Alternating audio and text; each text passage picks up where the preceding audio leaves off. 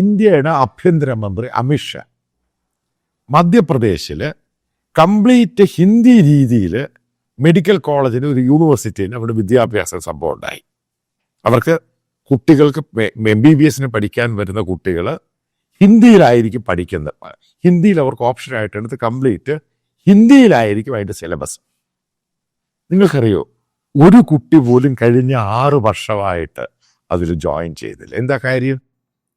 അതായത് ഇവിടുത്തെ പൊളിറ്റീഷ്യൻസിനേക്കാളും വിവരമുള്ളത് ഇന്ത്യയിലെ ജനങ്ങൾക്ക് അവർക്കറിയാം. ഈ പറയുന്ന സംഭവങ്ങളൊന്നും ഹിന്ദിയിൽ പറഞ്ഞാൽ നടക്കത്തില്ല. ഇതിൻ്റെ ഫർദറായിട്ടുള്ള സ്റ്റഡീസ് ഒന്നും ഹിന്ദിയിൽ നടക്കത്തില്ല. ഇതെല്ലാം ഇംഗ്ലീഷോ അല്ലെങ്കിൽ ഗ്ലോബൽ ലാംഗ്വേജ് വേണം. ഇതൊക്കെ വളരെ സിമ്പിൾ. ഇതൊക്കെ ജനങ്ങളുടെ മുമ്പിൽ പൊടിയിടാൻ നടക്കുന്ന സംഭവമാണ്. ഞാൻ അതിലോട്ടല്ല പോകുന്നത്. ഞാൻ പ്രോഡക്റ്റിൻ്റെ കാര്യം തന്നെയാണ് പറയുന്നത്.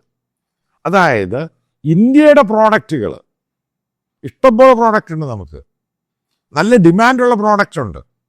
ഇതിൻ്റെ ബ്രാൻഡ് ചെയ്യുവാണെങ്കിൽ ഈ ഭരിക്കുന്ന ഗവൺമെൻറ്, അല്ലെങ്കിൽ ബ്രാൻഡ് ചെയ്യാൻ സഹായം കൊടുക്കുവാണെങ്കിൽ ഇതൊക്കെ ഗ്ലോബൽ പ്രോഡക്റ്റ് ആയിട്ട് വരും.